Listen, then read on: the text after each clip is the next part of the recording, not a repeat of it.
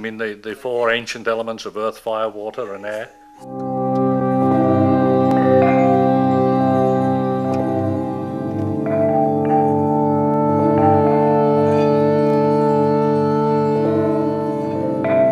In the teaching of Buddhism, every phenomena, everything has all the elements combined, but one shows up a little bit more than the other. So right now you could say this being is predominantly, let's say, fire.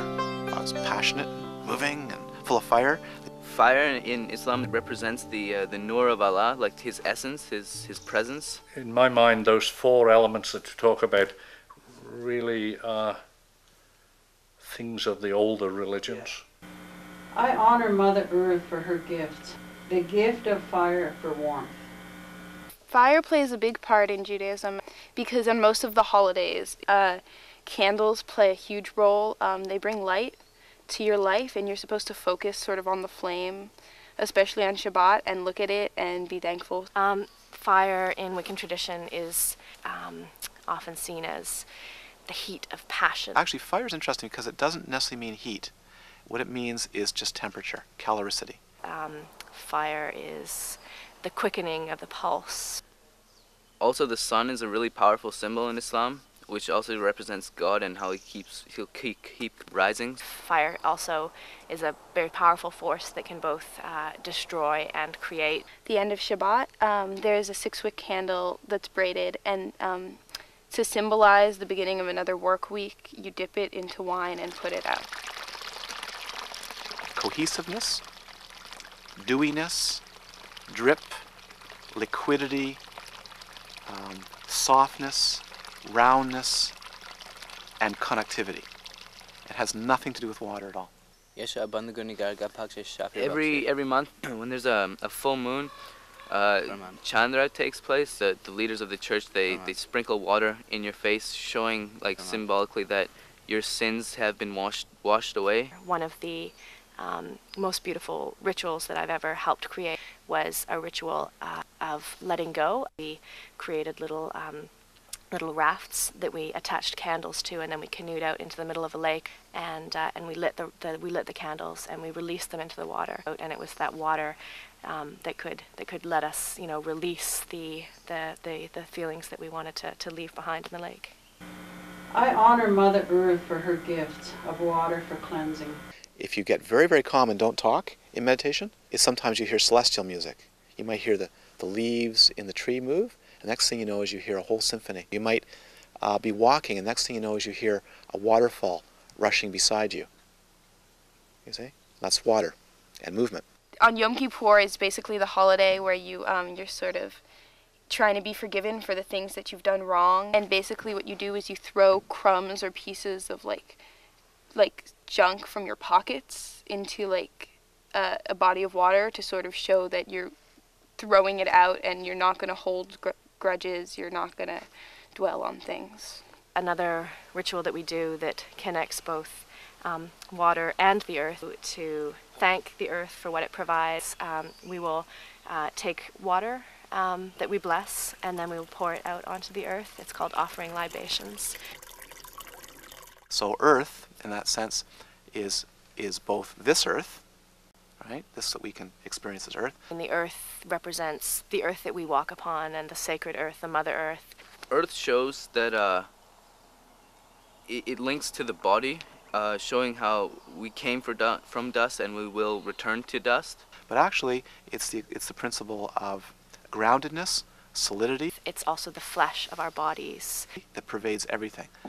Expansiveness, definition of limits.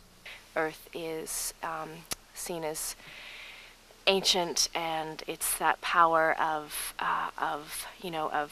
things die and they decompose, and then new life is born out of it. There's a holiday called Tu B'Shvat in the spring where people plant trees, and everybody plants one in the state of Israel, and it sort of celebrates like new life and stuff.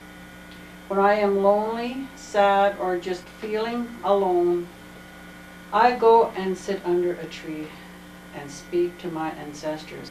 I find the tree hears me, and he remains standing by me I feel the power and the strength. Earth shows that that religion has to be grounded, sort of like through rules and regulations and things. The root of my practice and most meditative practices is to ground yourself through the breath. Wind is a breath that's carried in our body. Wind is movement, primarily. Air and wind, they kind of represent the soul in a way, because you can't really see air, so you can't see the soul. In the Jewish religion, you're sort of believing that God is all around you. It's sort of the air that you breathe and the wind and every sort of part of that. There's water in there. You can see the water, you can see the earth, and you can see the air, and you can also see the space element. Space isn't often used because it is almost the absence of something. So, for instance, if I look up in the tree, if I see an area in between the leaves, I can call that space. In the Baha'i writings, it talks about the different kingdoms, if you like, the kingdom of the mineral, the vegetable, the animal, and of mankind, and the relationship between those, and how they're all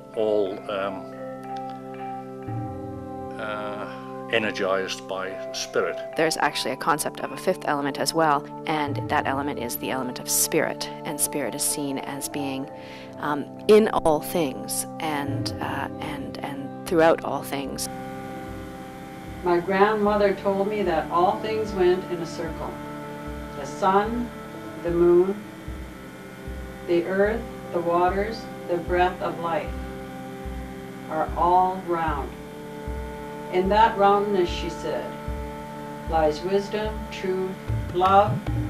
In this lies power. Islam is a religion of peace, love, and harmony and unity, pretty much so. Our spiritual beliefs are very much similar to Christians or Muslims or Buddhists or Hindus. They